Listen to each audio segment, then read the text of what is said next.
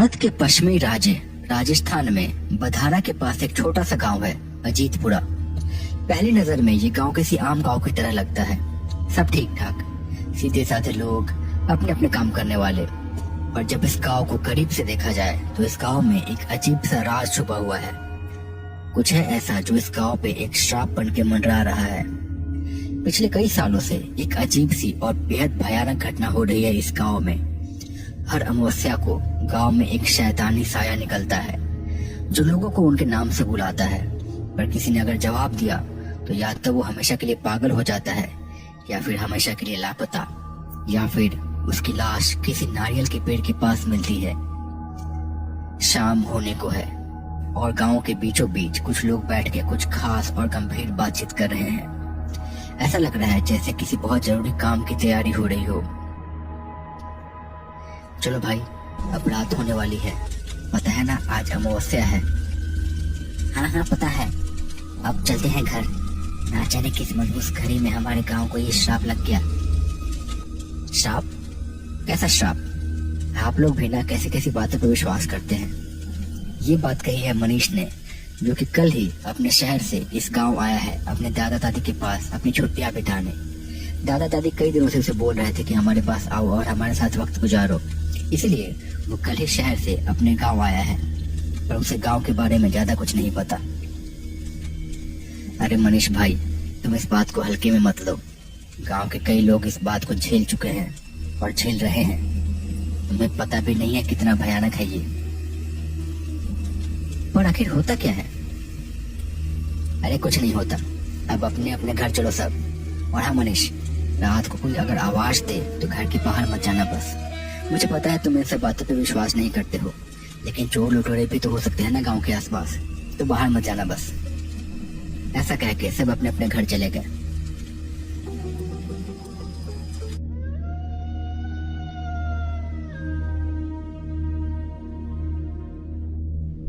रात ढल आई। हर ओर सन्नाटा छा गया है। आसपास का इलाका शांत और ठंडा हो गया है। कुछ कीड़े मकोड़ों की आवाजें आ रही हैं। सबको पता है कि रात को बाहर जाना सही नहीं है। धीरे धीरे रात गहरी हो गई। रेगिस्तान का गांव शांत हो गया। कुछ घरों में अभी भी लालटेन धीमी रोशनी में जल रही है। दिन में जहां इतनी गर्मी थी, वही इलाका अब रात को धीरे धीरे बहुत ज्यादा ठंडा होते जा रहा है। मनीष अपने कमरे में सो रहा था, पर उसे सिगरेट पीने की तलब हो रही थी। पर वो घर में नहीं पी सकता था क्योंकि घर में उसके दादा दादी भी थे। उसने बाहर ही जाके पीने का सोचा। रात को वो बाहर आया। बाहर आने के बाद उसे एक अजीब सी रोने की आवाज सुनाई दी। उसने देखा कि थोड़ी दूर पे एक करीब 8-10 साल का बच्चा बैठा हुआ है और बड़ी जोर जोर से रो रहा है। वो थोड़ी दूर आगे बढ़ा और मनीष ने उससे पूछा, कौन हो तुम और यहाँ क्या कर रहे हो? वो बच्चा फिर भी रोते रहा, पर अब धीरे धीरे कुर्राने भी लगा। मुक्ति मुक्ति मुक्ति मुक्ति चाहिए। मनीष और आगे जाने लगा। उसकी धड़कन तेज हो गई थी। मन में उसे गांव वालों की बात याद आ रही थी, पर उसके मन में उत्सुकता थी। वो जानना चाह रहा था कि आखिर कौन है और वहां पे क्यों है, क्यों रो रहा है। जैसे ही वो पास पहुंचा, वो बच्चा अचानक से मुड़ा। उसे देख के मनीष के होश उड़ गए। वो कोई बच्चा नहीं था, बच्चे के जैसा दिखने वाला बौना था। शायद यही वो शैतान था जिसके बारे में लोग बात कर रहे थे। उसके हाथ पैर बहुत ज्यादा बड़े थे और बाल भी बड़े थे। सिर और मुंह बड़ा सा था। वो बहुत भयंकर था। मनीष ने उसे देखा और उसकी चीख निकल गई और वो वहीं पे बेहोश हो गया।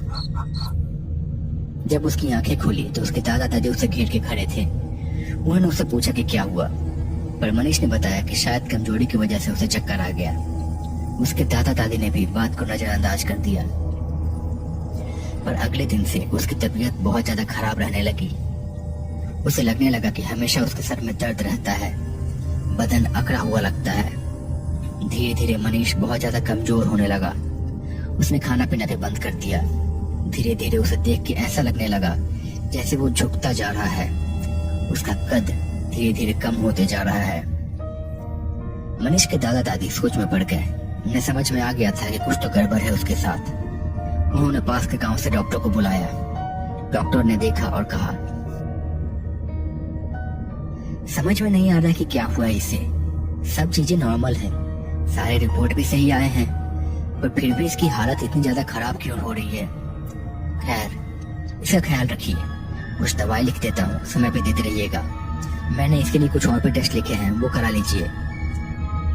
मुझे उम्मीद है कि शायद इन दवाओं से ही ठीक हो जाएगा, वरना आगे के टेस्ट देखने पड़ेंगे। ऐसा कह के डॉक्टर वहां से चला गया। मनीष के दादा दादी उसे देखते रह गए। अगले दिन उसके दादा ऐसे ही सुबह सुबह गांव के सरपंच के साथ बैठे हुए थे।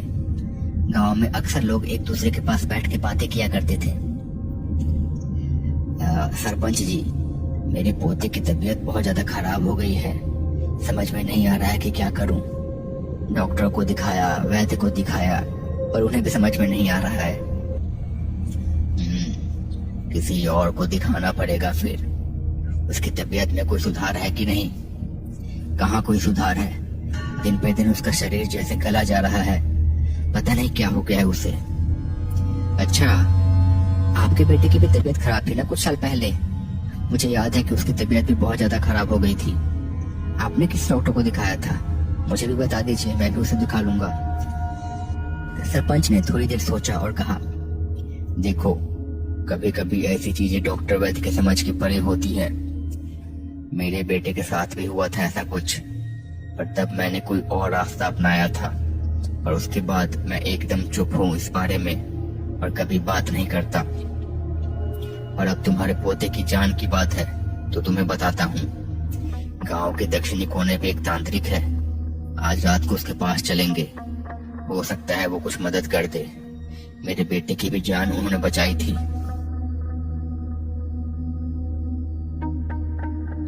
एक छोटे से मकान में एक लड़का बिस्तर पे पड़ा हुआ है। उसकी हालत बहुत ज्यादा खराब लग रही है। आंखों के नीचे अंधेरा छा चुका है, बदन कमजोर होते जा रहा है, सांस लेने में भी तकलीफ हो रही है, पर अभी भी जिंदा है। उसी कमरे में कुछ देर के बाद एक बूढ़ा आदमी आया और सामने बैठ गया। ना जाने क्या हो गया है तुम्हें। अब एक तू ही तो है मेरा इस दुनिया में। तेरे बिना जीने का क्या मतलब। मैं तुझे कुछ नहीं होने दूंगा, चाहे मुझे कुछ भी करना पड़े, मैं तुझे कुछ भी नहीं होने दूंगा। इसके बाद उस बूढ़े ने चुपचाप कुछ सोचा और चुपचाप फिर वहां से निकल पड़ा। रात के सन्नाटे में धीरे धीरे चलता हुआ गांव के दूसरे छोर पे पहुंचा। यहाँ एक छोटी सी झोपड़ी है। उसके अंदर से थोड़ी सी रोशनी आ रही है और साथ ही में कुछ मंत्रों की आवाज भी आ रही है। वो बूढ़ा इधर उधर देख के चुपके से अंदर चला गया। उसने देखा कि झोपड़ी के अंदर एक आदमी बैठा हुआ है। उसके सामने मोमबत्तियां जल रही हैं और कुछ निशान बनाए हुए हैं। एक नरमुंड भी रखा हुआ है वहां पे। पास में ही कुछ और सामान भी रखा हुआ है। वो आदमी किसी तांत्रिक के जैसे लग रहा है। ऐसा लग रहा है जैसे किसी बहुत ही गंभीर स्थिति में लीन है। बुड्ढे ने उसके पास जाके कहा, महाराज महाराज महाराज, मदद कीजिए महाराज, बड़ी मुसीबत में हूँ, मेरा सब कुछ रुक जाएगा, बचा लीजिए महाराज, बचा लीजिए।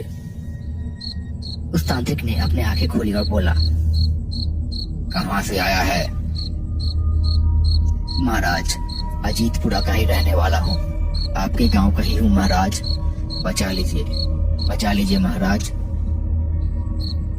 तांत्रिक ने उसकी बात सुनी और फिर आंखें बंद करके धीमी आवाज में कुछ मंत्र पढ़ा, फिर अपनी आंखें खोली। मैं समझ गया कि तू यहाँ पे क्यों आया है, लेकिन मुश्किल है, बहुत अधिक मुश्किल है। तेरा बेटा सच में बीमारी से ग्रसित है और अब बस कुछ ही सांसें बची हुई हैं उसकी। इसमें मैं क्या करूं? डॉक्टर वैद्य को नहीं दिखाया? दिखाया महाराज, सबको दिखाया। जयपुर से दिल्ली हर जगह लेके गया। आधे से ज्यादा खेत बेच दिए इलाज में, लेकिन सभी ने हाथ खड़ा कर दिया। अब बस आपका ही सहारा है महाराज, बचा लीजिए। तांत्रिक ने फिर कुछ और सोचा और कहा, देख, तेरा बेटा अंतिम सांसें ले रहा है, इसकी जीवन शक्ति खत्म हो रही है। एक काम मैं कर सकता हूँ, लेकिन ये प्रकृति के नियम के खिलाफ है और ये तामसिक तंत्र है। महाराज दया कीजिए, मेरे बच्चे को बचा लीजिए। मैं जो कुछ भी हो करूंगा आपके लिए, बस बचा लीजिए उससे। अभी उसने दुनिया भी नहीं देखी है ठीक से। तांत्रिक ने फिर कहा, इसके लिए मुझे किसी और की जीवन शक्ति छीन के तेरे बेटे में डालनी होगी। रह पाएगा इस मन के बोझ के साथ? बोल, किसी और के बेटे को मार के अपने बेटे को खुश देख पाएगा? मैं कर लूंगा महाराज, मैं सब कुछ देख लूंगा, मुझे सब मंजूर है, बस आप उसे बचा लीजिए। ठीक है, मैं करूंगा, पर तू गांव का सरपंच है, इसके बदले तुझे तेरी आंखें मूंदनी होंगी। मैं कुछ भी करूं गांव में, कोई भी साधना करूं, तू कुछ नहीं बोलेगा और इस रात का जिक्र किसी और से कभी नहीं करेगा। अगर किसी से तूने कुछ बोला तो तुझे पता है मैं क्या कर सकता हूँ। मुझे मंजूर है महाराज, सब मंजूर है। ठीक है, कल इसी वक्त आना फिर से यहाँ पे, मैं संभाल लूंगा, पर अपना वादा मत भूलना, वरना तुझे पता है ना मैं क्या कर सकता हूँ। हाँ महाराज, आपकी जय हो, आपकी जय हो।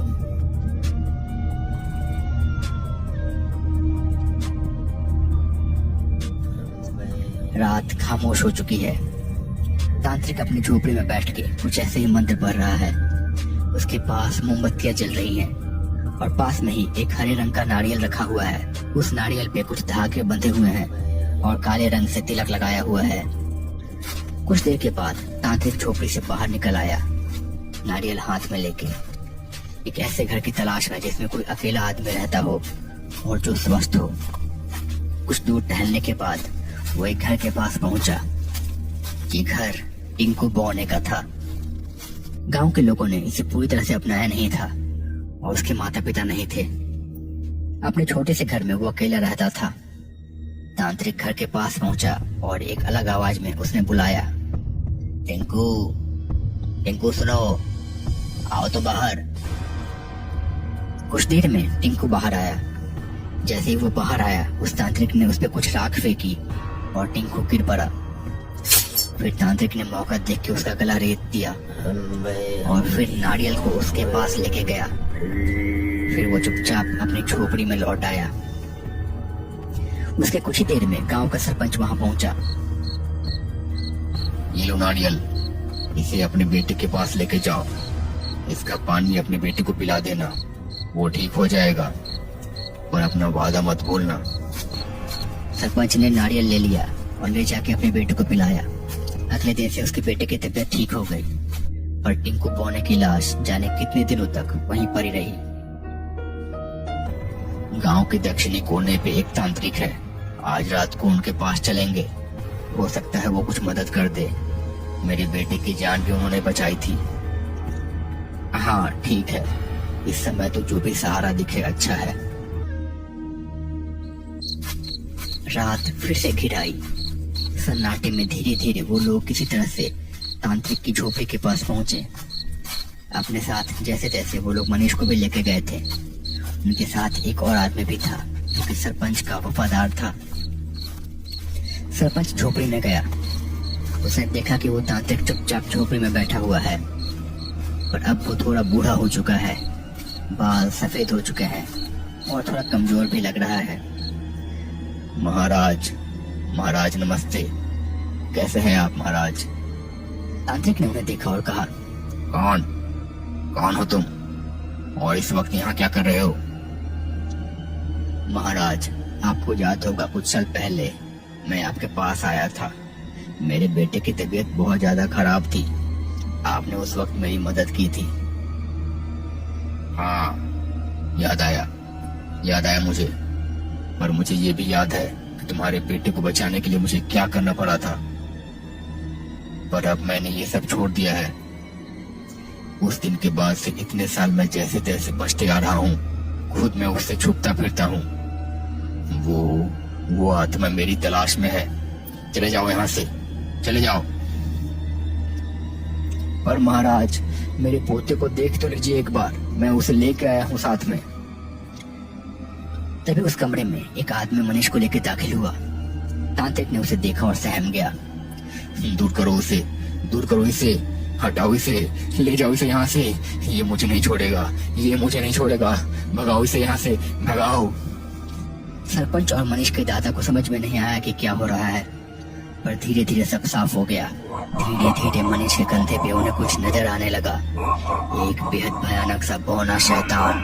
उन सबको समझ में आ गया था कि उसी की वजह से मनीष की तबीयत शायद खराब थी। वो तांत्रिक को देख के घुर्राने लगा और कुछ बड़बड़ाने लगा, बदला बदला।